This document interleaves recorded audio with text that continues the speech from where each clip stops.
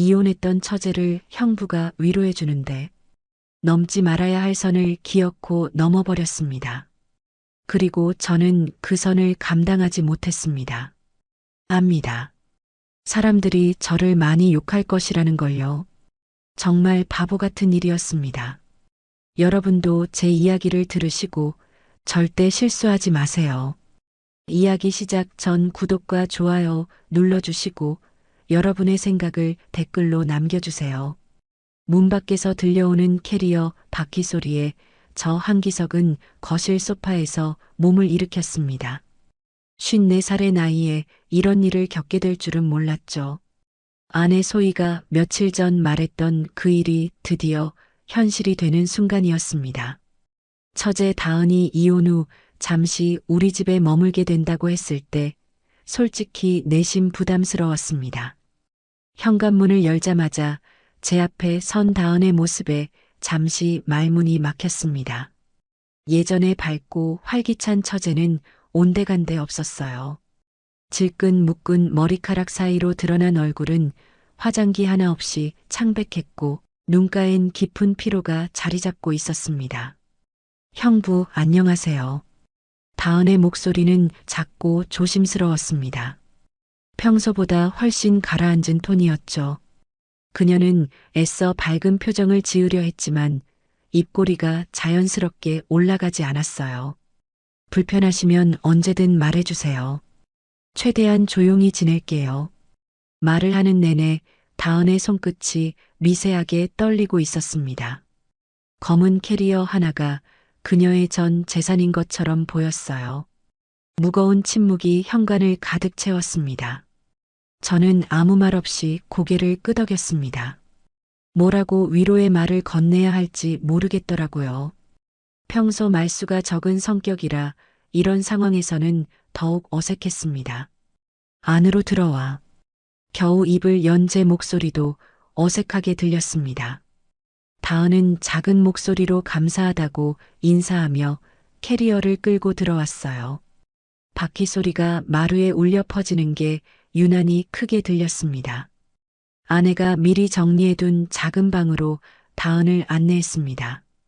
방문 앞에서 다은은 잠시 멈춰서더니 다시 한번 고개를 숙여 인사했어요. 정말 감사합니다. 금방 자리 잡고 나갈게요. 그 말에 담긴 절망감이 느껴졌습니다. 다은은 방으로 들어가며 조용히 문을 닫았어요. 저는 한동안 그 앞에 서 있다가 거실로 돌아왔습니다. 소파에 앉아서 묘한 숨을 내쉬었습니다. 가슴 한편이 답답해졌어요. 평소 활발했던 다은의 모습을 아는 제게는 오늘의 그녀가 너무 낯설었습니다. 많이 힘들었겠네. 혼잣말처럼 중얼거리며 텔레비전을 켰습니다. 하지만 화면에 나오는 내용은 전혀 들어오지 않았어요. 자꾸만 다은의 떨리는 손과 지친 눈빛이 떠올랐습니다. 그날 밤 저는 평소보다 늦게 잠들었습니다. 복도 너머 다은의 방에서는 아무 소리도 들리지 않았어요. 너무 조용해서 오히려 더 신경이 쓰였습니다. 이 집에 새로운 사람이 들어왔다는 사실이 묘하게 부담스러우면서도 동시에 그녀의 상처받은 모습이 계속 마음에 걸렸습니다. 며칠이 지나면서 다은은 정말 공기처럼 조용히 지냈습니다. 아침엔 제가 출근하기 전에 이미 일어나 있었고 저녁엔 제가 퇴근할 때까지 방에서 나오지 않았어요. 가끔 화장실을 오가는 발소리만 들릴 뿐이었습니다. 그런데 사흘째 되는 날 퇴근 후 냉장고를 열어보니 이상한 게 눈에 띄었습니다. 평소엔 없던 투명한 반찬통이 하나 들어 있었어요. 뚜껑을 보니 작은 메모지가 붙어 있었습니다. 형부 입맛엔 짤지도 몰라요. 다음엔 좀 덜 짜게 만들게요.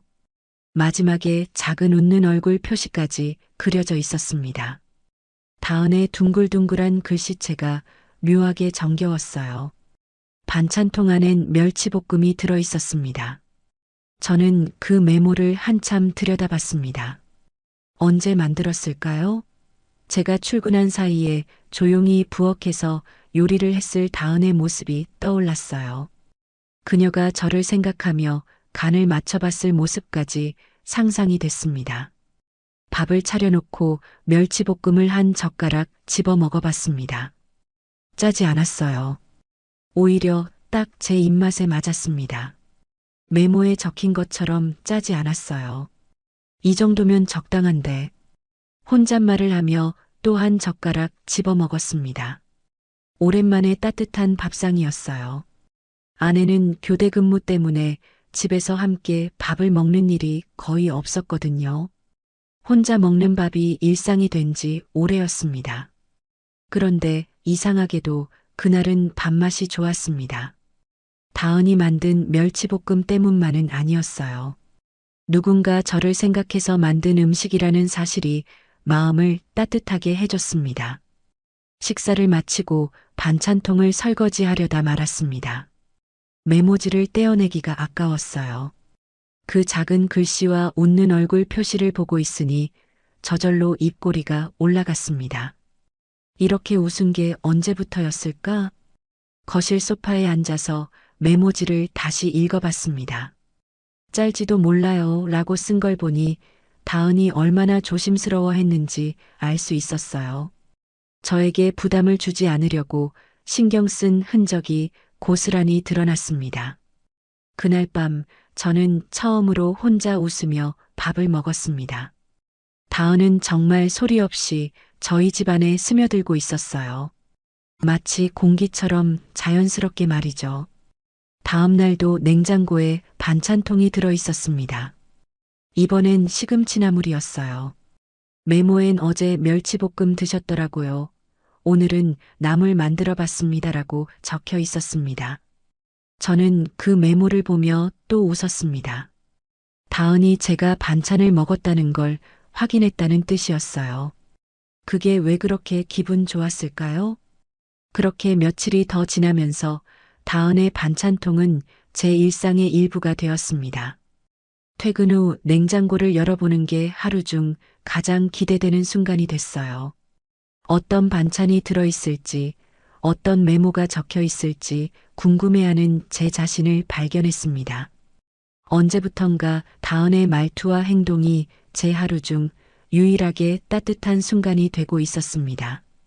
그 작은 메모지 하나가 제게 이렇게 큰 의미로 다가올 줄은 몰랐어요. 새벽 6시, 평소보다 일찍 잠에서 깨어났습니다. 어젯밤 물을 너무 많이 마셔서 화장실에 가야 했어요. 복도를 지나는데 거실에서 희미한 음악 소리가 들려왔습니다. 잔잔한 피아노 선율이 새벽 공기를 타고 흘러나왔어요. 이상했습니다. 아내는 야간 근무 중이었고 다은은 항상 조용히 지냈거든요.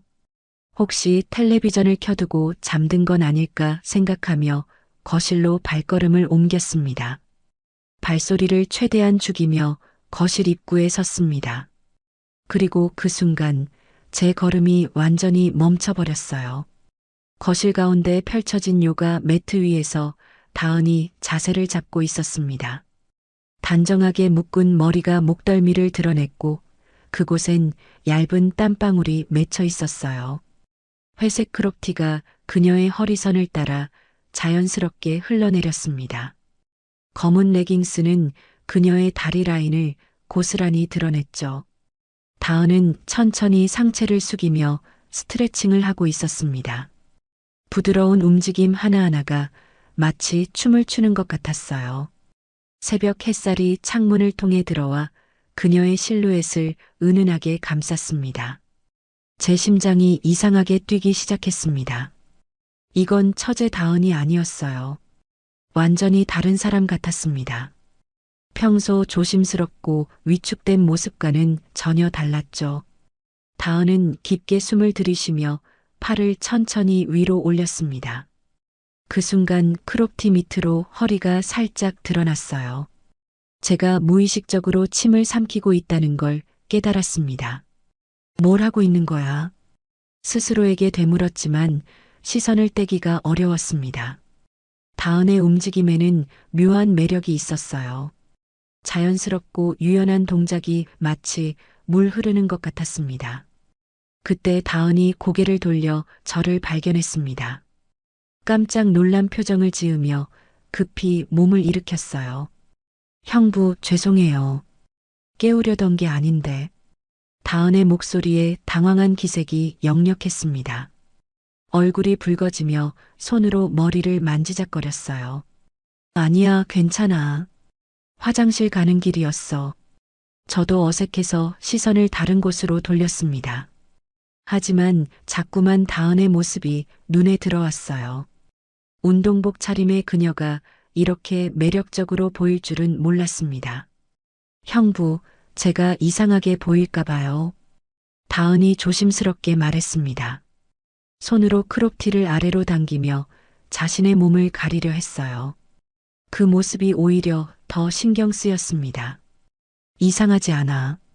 운동하는 거 좋은 일이지. 겨우 입을 열어 대답했지만 제 목소리가 평소보다 낮게 들렸습니다.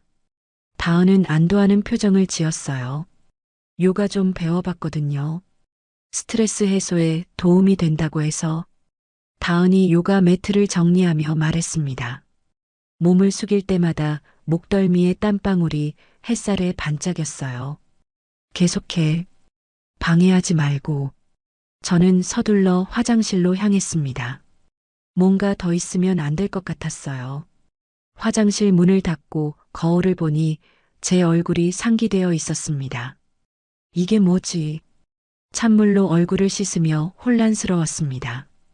다은을 보는 제 시선이 달라졌다는 걸 인정하기 싫었어요. 하지만 부인할 수 없었습니다. 화장실에서 나와 부엌으로 가서 물을 한 잔 마셨습니다. 거실에서는 여전히 잔잔한 음악이 흘러나왔어요. 다은이 요가를 계속하고 있다는 뜻이었습니다. 물잔을 들고 거실을 힐끗 봤습니다. 다은은 매트 위에 앉아 명상을 하고 있었어요. 고요한 표정이 평화로워 보였습니다. 저는 그 모습을 보며 묘한 감정을 느꼈습니다. 처제에서 여자로 보이는 순간이었어요. 그동안 가족으로만 여겼던 다은이 완전히 다른 사람처럼 느껴졌습니다. 방으로 돌아가면서도 자꾸만 다은의 모습이 떠올랐습니다. 목덜미에 맺힌 땀방울, 유연한 몸짓, 운동복에 드러난 몸매. 모든 게 선명하게 기억났어요. 침대에 누워서도 잠이 오지 않았습니다. 제 내면이 처음으로 흔들리고 있었어요. 이런 감정을 느끼는 게 옳지 않다는 걸 알았지만 통제할 수 없었습니다. 그날 밤은 유난히 조용했습니다.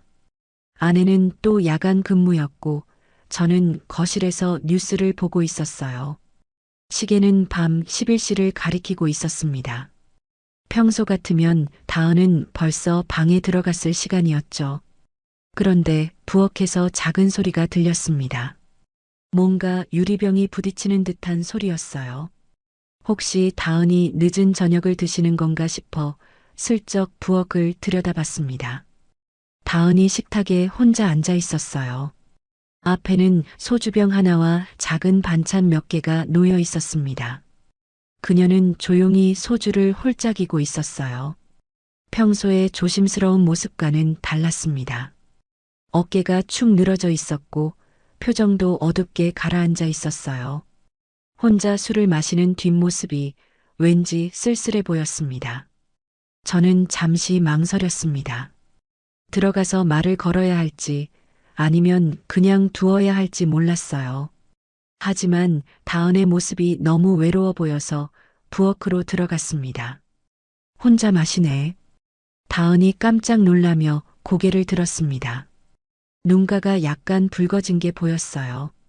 형부, 죄송해요. 시끄럽게 했나요? 아니야. 괜찮아. 저는 다음 맞은편에 앉으며 말했습니다. 그녀가 마시던 소주병을 보니 반 정도 비어 있었어요. 잔 하나 더 가져올게. 일어서려는 다은을 손짓으로 말렸습니다. 제가 직접 찬장에서 소주잔을 꺼내 앉았어요. 다은이 조심스럽게 제 잔에 소주를 따라줬습니다. 무슨 일 있어? 소주를 한 모금 마시며 물었습니다. 다은은 잠시 망설이다가 입을 열었어요. 그냥 잠이 안 와서요. 요즘 자꾸 이상한 생각만 들어서. 어떤 생각? 형부, 전 왜 이렇게 망가졌을까요? 다은의 목소리가 떨리고 있었습니다. 소주잔을 들고 있는 손도 미세하게 흔들렸어요. 이혼하고 나서 모든 게 무너진 것 같아요. 집도 없고, 돈도 없고, 갈 곳도 없고, 39인데 이렇게 밑바닥까지 떨어질 줄 몰랐어요. 다은이 고개를 숙이며 중얼거렸습니다. 그 모습을 보니 가슴이 답답해졌어요. 저는 말없이 다은의 등을 토닥여줬습니다. 어떤 말로 위로해야 할지 몰랐거든요. 그저 옆에 있어주는 것만으로도 충분할 거라 생각했습니다. 넌 망가진 게 아니라 버틴 거야. 한참 후에 겨우 입을 열었습니다. 다은이 고개를 들어 저를 봤어요. 눈가에 눈물이 고여 있었습니다. 버틴 거라고요? 그래. 힘든 상황에서도 포기하지 않고 여기까지 온 거잖아. 그게 쉬운 일이 아니야. 제 말에 다은의 눈에서 눈물이 흘러내렸습니다. 조용히 소리 없이 볼을 타고 내려왔어요. 형부가 그렇게 말해주시니까 좀 나아지는 것 같아요. 다은이 손등으로 눈물을 닦으며 말했습니다. 그 순간 제 손이 무의식적으로 다은의 손을 덮었어요. 따뜻한 온기가 전해졌습니다. 다은도 놀라지 않았어요. 오히려 제 손을 가만히 받아들였습니다. 우리는 한동안 아무 말 없이 그렇게 앉아 있었습니다. 손을 맞잡은 채로요. 어느 쪽도 그 손길을 거두지 않았습니다. 시간이 멈춘 것 같았어요. 부엌의 형광등 불빛 아래서 우리는 서로의 온기를 나누고 있었습니다. 그 순간만큼은 다은도 저도 외롭지 않았어요. 소주병이 비워질 때까지 우리는 그렇게 앉아 있었습니다. 때로는 대화를 나누고 때로는 침묵 속에서 서로의 존재를 느끼며 말이죠. 그날 밤 처음으로 우리의 손이 닿았습니다. 그리고 그 순간 뭔가 돌이킬 수 없는 선을 넘은 것 같았어요. 그날 밤 다은은 거실 소파에서 잠들어 있었습니다. 아마 술 때문에 방까지 가지 못하고 그대로 눈을 붙인 것 같았어요. 텔레비전은 켜져 있었고 볼륨은 거의 들리지 않을 정도로 낮춰져 있었습니다. 저는 조용히 텔레비전을 끄고 다은을 바라봤습니다. 소파에 웅크린 채 자고 있는 모습이 어린아이처럼 보였어요. 평소 조심스럽게 살피던 긴장감이 풀어진 얼굴이 평온해 보였습니다. 침실에서 담요를 가져왔습니다. 다은이 감기에 걸릴까봐 걱정됐거든요. 조심스럽게 담요를 덮어주려던 순간 다은의 핸드폰 화면이 눈에 들어왔습니다. 화면이 켜져 있었어요. 메모 앱이 열려 있었고 거기에 뭔가 글이 적혀 있었습니다. 보면 안 되는 걸 알았지만 호기심이 앞섰습니다. 그 사람의 뒷모습만 봐도 가슴이 뛴다. 이 감정이 착각이었으면 좋겠다. 그 글을 읽는 순간 저는 숨이 멎는 것 같았습니다. 다은이 누군가를 좋아하고 있다는 뜻이었어요. 그런데 그 사람이 혹시 저일까요? 아니, 그럴 리 없다고 생각했습니다. 다은에게 저는 그저 형부일 뿐이니까요. 하지만 마음 한편으로는 묘한 기대감이 올라왔습니다. 핸드폰을 조용히 내려놓았습니다. 다은의 잠든 얼굴을 다시 보니 다른 감정이 들었어요. 그동안 제가 다은을 보는 시선도 달라졌다는 걸 부인할 수 없었습니다. 착각 아니야. 나도 그래. 혼잣말처럼 중얼거렸습니다. 제 마음도 어느새 다은을 향하고 있었어요. 언제부터였을까요? 아마 새벽 요가를 하는 모습을 본 그때부터였을 것 같습니다. 그때 다은이 눈을 떴습니다.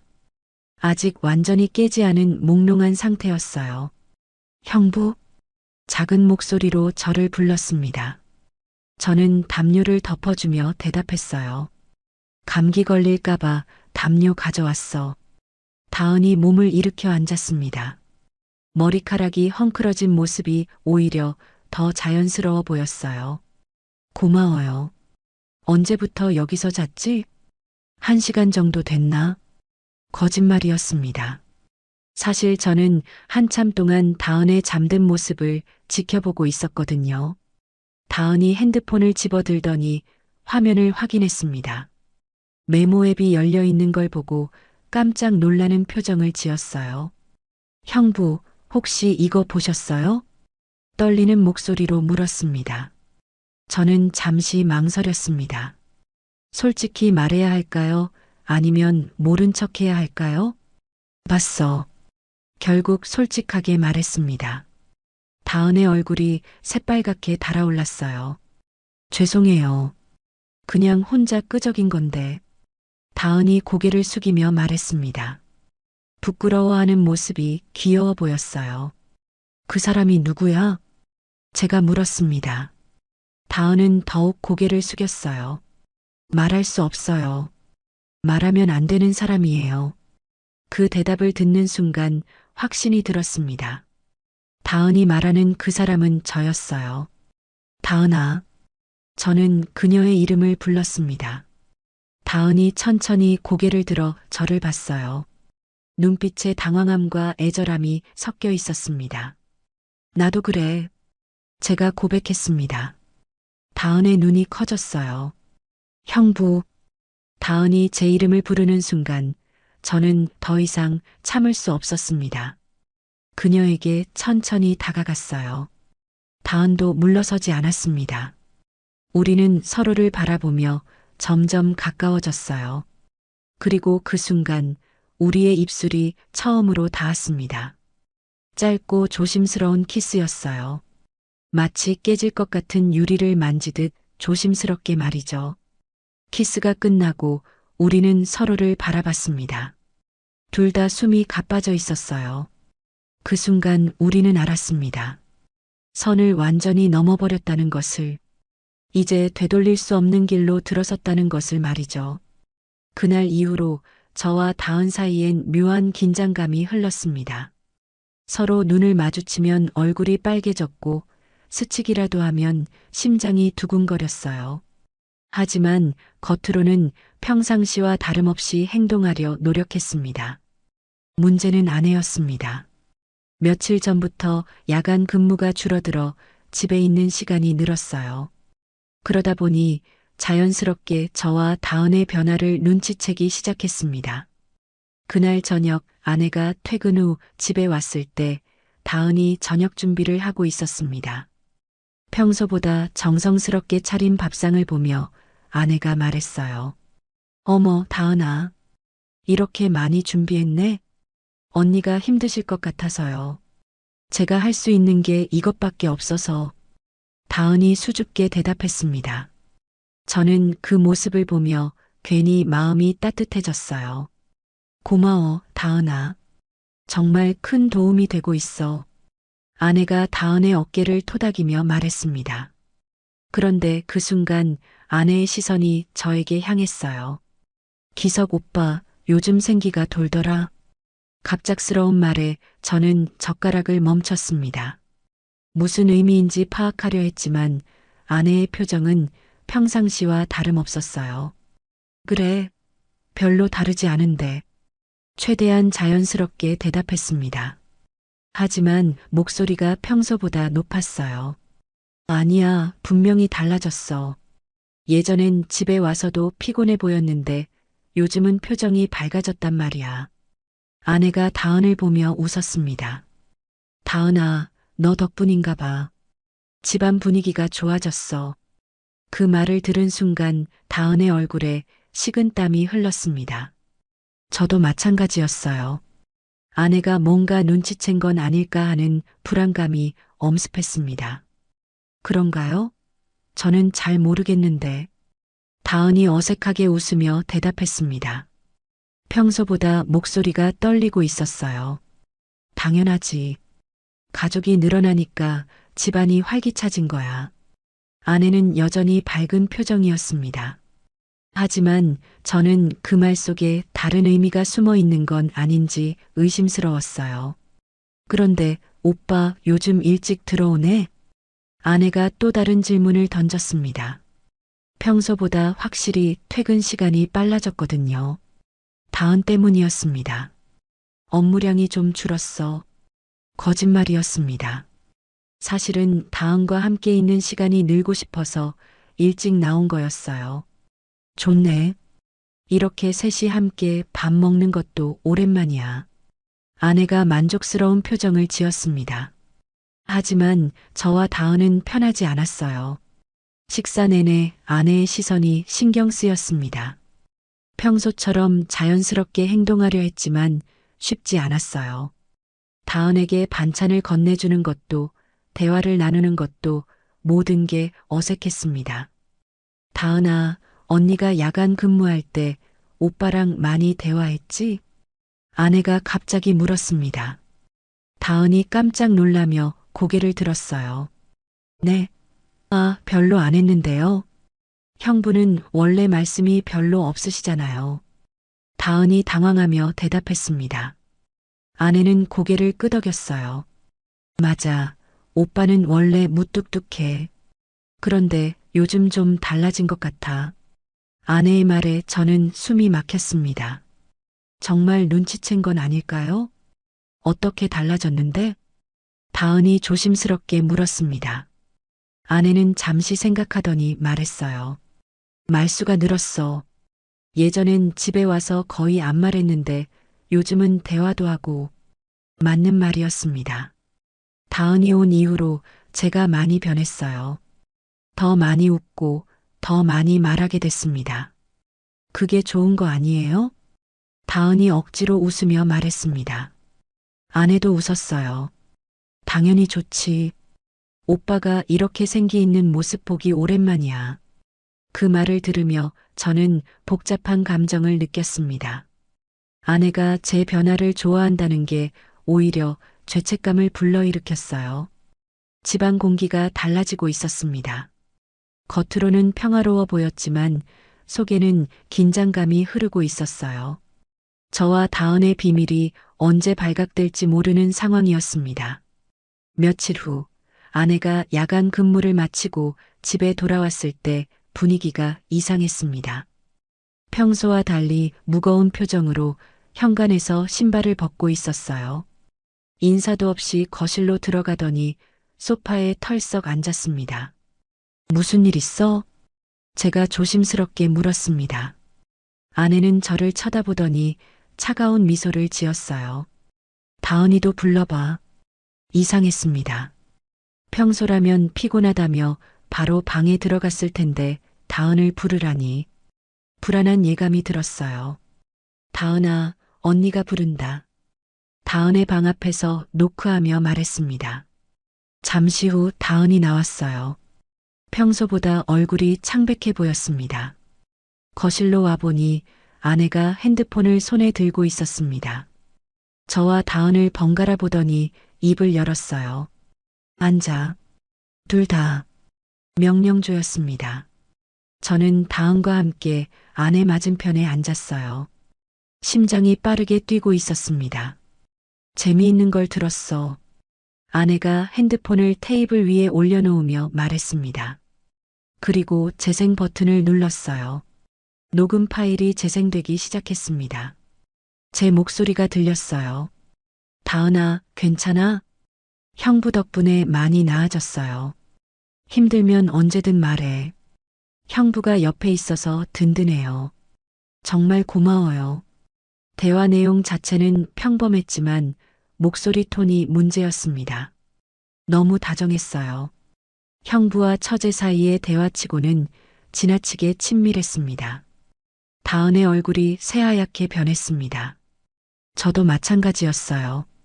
언제 이런 대화를 녹음했는지 기억도 나지 않았습니다. 형부? 오빠? 아내가 차갑게 물었습니다. 다은아, 형부한테 누구한테 그렇게 따뜻했는지 다 들었어. 그 말에 다은이 울음을 터뜨렸습니다. 무릎을 꿇으며 아내 앞에 엎드렸어요. 언니 죄송해요. 정말 죄송해요. 다은의 목소리가 떨리고 있었습니다. 저는 아무 말도 할 수 없었어요. 변명할 말이 떠오르지 않았습니다. 죄송하다고? 뭐가 죄송한데? 아내가 냉정하게 물었습니다. 다은이 더욱 울먹였어요. 언니를 배신했어요. 용서해 주세요. 배신? 아내가 비웃으며 말했습니다. 이게 배신 정도야? 이건 배신이 아니라 배은망덕이지. 아내의 목소리에 분노가 섞여 있었습니다. 저는 입을 열려 했지만 말이 나오지 않았어요. 언니, 제가 잘못했어요. 모든 게 제 잘못이에요. 다은이 계속 사과했습니다. 하지만 아내는 듣지 않았어요. 내가 너를 받아준 게 잘못이었구나. 이혼해서 갈 곳 없다고 하길래 불쌍해서 받아줬더니 아내가 일어서며 말했습니다. 기석, 이혼해. 짧고 단호한 선언이었습니다. 저는 그제서야 입을 열었어요. 소희야, 오해야. 우리 사이엔 아무것도. 아내가 핸드폰을 다시 들었습니다. 이 목소리가 아무것도 아니라고. 너희가 서로를 보는 눈빛이 아무것도 아니라고. 맞는 말이었습니다. 저희는 이미 선을 넘었어요. 부인할 수 없었습니다. 내일까지 짐 싸. 이혼 서류도 준비할 거야. 아내가 방으로 들어가며 말했습니다. 문이 세게 닫히는 소리가 집안을 울렸어요. 다은이 더욱 격하게 울었습니다. 저는 그런 다은을 바라보며 무력감을 느꼈어요. 다은아, 형부 죄송해요. 제가 모든 걸 망쳤어요. 다은이 고개를 들지 못하며 말했습니다. 내 잘못이 아니야. 아니에요.